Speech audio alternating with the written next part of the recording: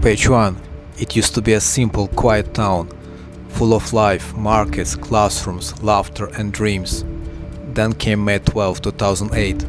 In 80 seconds, a powerful earthquake changed everything.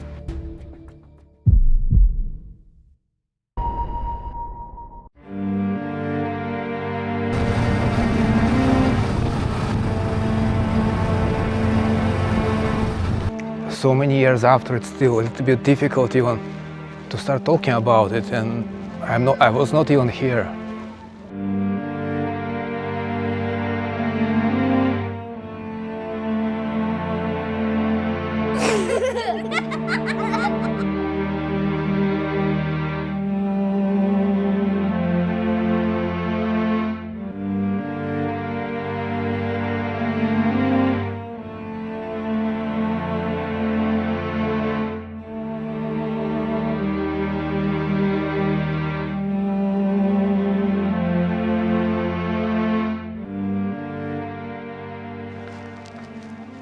There is truly a powerful contrast here.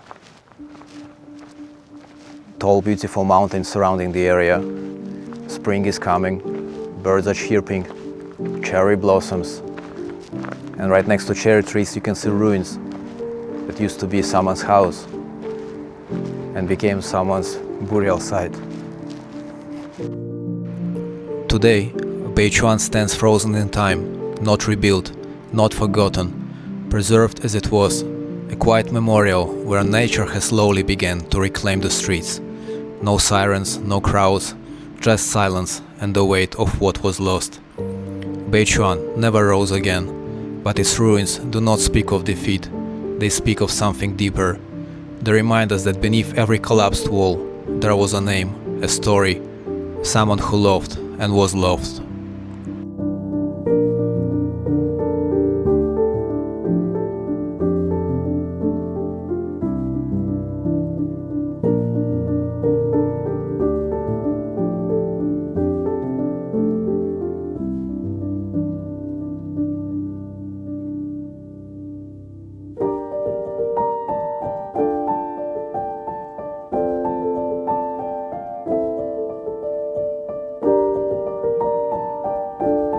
I believe these ruins were left intact for us to witness and hopefully to realize how fragile our life can be, that in a fraction of a second everything can turn upside down, and then once we are gone, nature takes back what initially belonged to it.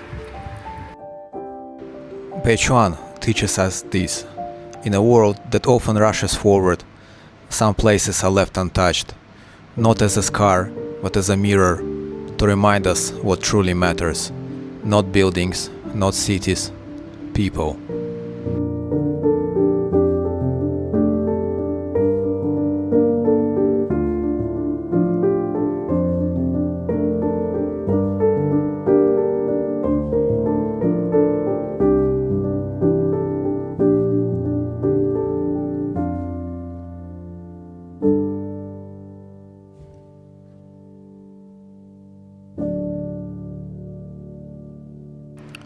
Every child is a promise, a hope carried forward.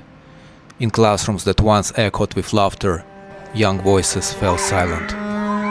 Notebooks left unfinished, dreams placed on hold, futures written in pencil, erased too soon. And every smile frozen in photographs, there was a tomorrow that never came.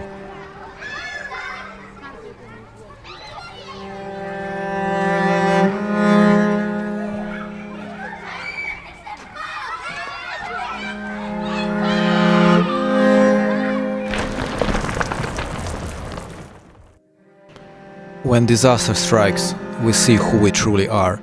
When the earth shook, ordinary people became heroes. No time to think, no time to hesitate, just the instinct to save. Teachers shielded students with their own bodies. Strangers dug for rubble with bare hands. Rescue workers climbed mountains of debris, refusing to give up as long as one breath remained. In the face of nature's fury, human kindness burned brightest.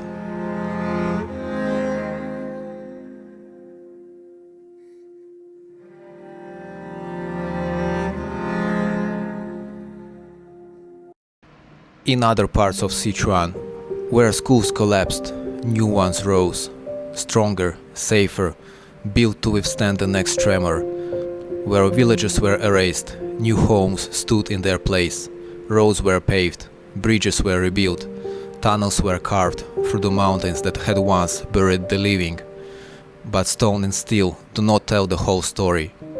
For every building that was restored, there was a family that could never be made whole again. For every road that was reopened, there was a child who would never come home. The survivors carried on, they smiled, they worked. They raised children and rebuilt lives, but some things cannot be rebuilt.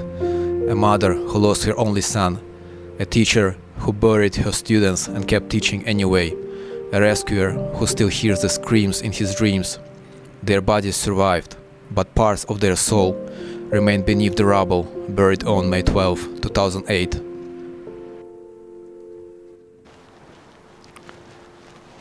It's a late evening.